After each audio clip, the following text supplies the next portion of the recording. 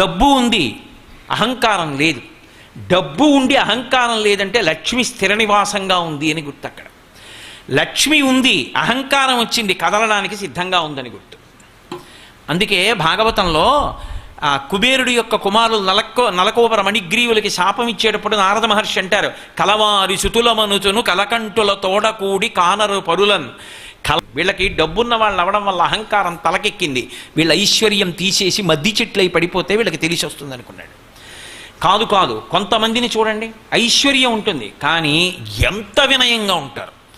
ఆ ఐశ్వర్యం వాళ్ళని పాడు చేయదు, పరమ వినయంగా ఉండడానికి కారణమవుతుంది. అంటే ఏమిటంటే లక్ష్మి స్థిర నివాసమై ఉన్నది. అది వెళ్ళిపోయే లక్ష్మి కాదు, ఉండే లక్ష్మి. అది వాళ్ళని పాడు చేయలేదు, వాళ్ళని అలాగే నిలబెట్టింది. అది భగవద్విభూతి.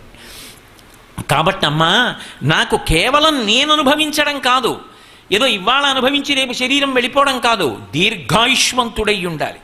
దీర్ఘాయుర్దాయం లేదనుకోండి, దీర్ఘాయుర్దాయం లేకపోతే ఎన్ని ఉంటే మాత్రం ఏమిటి సుఖం? భార్య ఉంది, ఓ కొడుకున్నాడు, అర్ధాయుష్గా వెళ్ళిపోయాడు, వీళ్ళందరూ ఎంత బాధపడతారు? కాబట్టి దీర్ఘాయుర్దాయం ఉండాలి. శంకరాచార్యులు వారు సౌందర్యలహరి చేస్తూ అంటారు, చిరంజీవన్నే వక్షపిత పశు పాశవ్యతికర పరానందాభిక్యం రసయతి రసం తద్భజనవాన్ అంటారు.